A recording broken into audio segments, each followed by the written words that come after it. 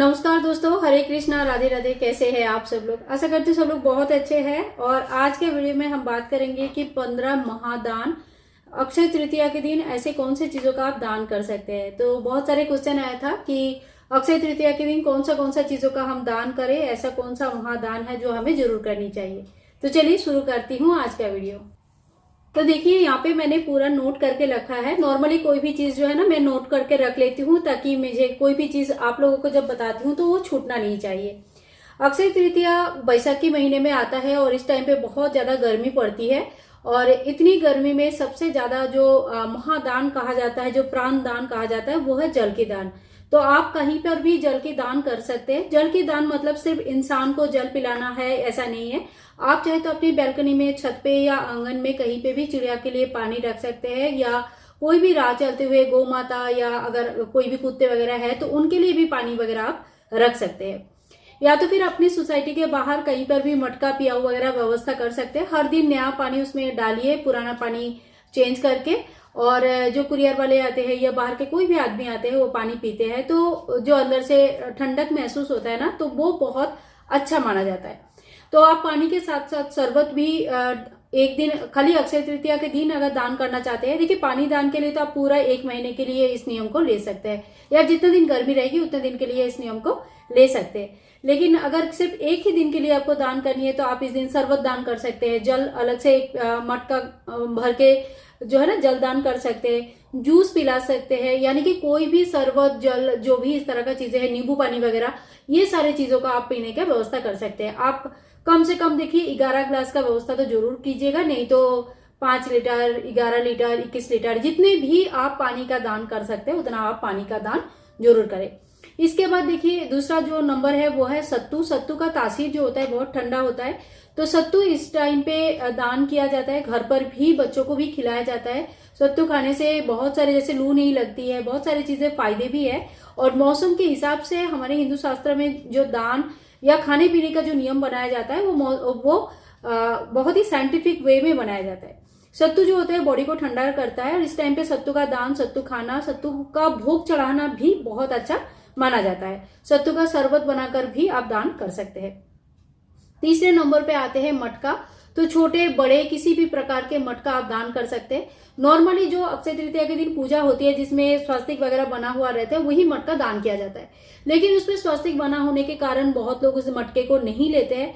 तो अगर ऐसा है तो आप बिल्कुल नया कोरा मटका घर पर लाइए, पूजा में रखिए, स्वास्तिक वगैरह मत बनाइए और उस मटके को दान कर दीजिए, तो बहुत लोग ले लेंगे। और जिस मटके का आप पूजा करेंगे, स्वास्तिक वगैरह बनाएंगे, उसको अपने घर में अक्षय मटका, अक्षय कलश के रूप में रख सकते हैं, जिससे आप खुद पानी पी सकते हैं, भगवान के लिए पानी रख सकते हैं। और इसके बाद देखिए, छाता दान करना बहुत अच्छा माना जाता है। तो छाता क्या होता है, इस टाइम पे गर्मी बहुत ज्यादा होती है, दोपहर को तो बाहर निकलना भारी पड़ जाता है, तो छाता दान करना बहुत अच्छा रहता है। जूते चप्पल वगैरह दान करना काफी अच्छा रहता है। तो खड़ाऊ दान करना बहुत अच्छा रहता है। जैसे आप किसी मंदिर में किसी पुजारी को दान करना चाहते हैं, ब्राह्मण को दान करना चाहते हैं, तो खड़ाऊ वगैरह भी दान कर सकते हैं। जूते चप्पल में जो चमड़े के जूते हैं वो नहीं दान किया जाता है। उसके अलावा कोई भी जैसे कपड़े का जूता है या कोई दूसरी चीज, चप्पल वगैरह है, वो सारी चीजें दान कर सकते हैं। इस टाइम पे गुड़, घी इत्यादि दान करना भी बहुत अच्छा माना जाता है। घी आप नॉर्मली पुजारी जी को, ब्राह्मण को दान कर सकते हैं। घी का दीपदान कर सकते हैं, जो कोई भी मंदिर में शाम के टाइम पे या सुबह के टाइम पे, या अपने घर के भी घर के जो मंदिर है उसमें भी घी का दीपदान आप कर सकते हैं। घी अलग से आप पूजा में भी यूज करेंगे और उसको दान करने के लिए भी आप रख सकते हैं। इसके अलावा देखिए, गाय का दूध से बना हुआ जो दही होती है, उस दही का दान करना भी बहुत अच्छा माना जाता है, और दूध का दान करना भी बहुत अच्छा माना जाता है। वैसे आज के दिन पूजा में भी अगर कोई चीज की आपका स्थापना करनी है, कोई भी विग्रह लेके आए हैं, कुछ भी कौड़ी वगैरह का स्थापना करनी है, कोई भी चीज की स्थापना करना है, तो गाय का दूध का बना हुआ दूध और घी और दही, इन सब चीजों से अगर आप स्थापना करते हैं तो ये बहुत ही अच्छा माना जाता है। तो दूध और दही जरूर व्यवस्था कीजिए घर की पूजा के लिए और दान के लिए।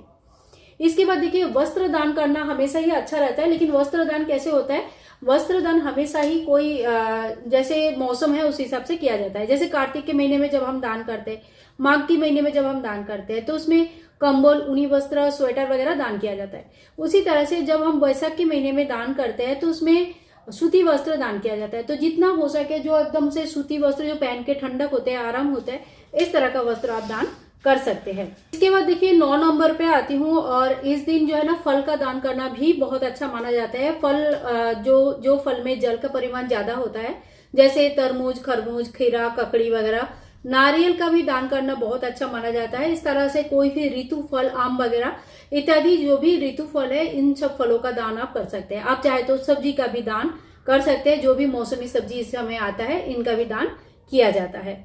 इसके बाद 10 नंबर पे आती हूँ, पंखा दान करना बहुत अच्छा माना जाता है। पंखा आपके स्थिति के अनुसार आप इलेक्ट्रिकल जो पंखे आते हैं वो भी दान कर सकते हैं, नहीं तो नॉर्मली जो हाथ पंखा आता है वो भी दान कर सकते हैं। इस समय ठाकुर जी को भी पंखा सेवा दिया जाता है, तो आप घर के लिए भी जरूर एक पंखा लेके आइए। अब ये बांस का पंखा होगा तो ज्यादा अच्छा है। ठाकुर जी के लिए आप मोर पंख से जो बना हुआ पंखा होता है वो भी ला सकते हैं। तो पंखा आप दान के लिए जरूर एक ले सकते हैं। और मंदिर में पुजारी जी बैठते हैं तो उसमें नॉर्मली कभी कभी क्या देखा गया है, पंखे वगैरह का व्यवस्था नहीं है, तो आप वहां पे भी पंखा लगवा सकते हैं या हाथ पंखे का भी दान वगैरह कर सकते हैं। इसके बाद देखिए सुहाग की सामग्री की दान किया जाता है, और कहते हैं कि इससे अखंड सौभाग्यवती होने का आशीर्वाद मिलता है। तो आप अगर चाहते हैं तो किसी भी सुहागन को सुहाग की सामग्री दान कर सकते हैं। 12 नंबर पे आती हूँ, अन्नदान महादान कहा जाता है, और भूत, प्रेत, पिशाच, भगवान, इंसान सभी जो है ना अन्नदान से खुश होते हैं, तृप्त होते हैं। तो कहते हैं कि अन्नदान करने से माता अन्नपूर्णा इस दिन इतनी खुश होते हैं कि आपके घर में अन्न धन की कोई कमी नहीं रहने देते हैं।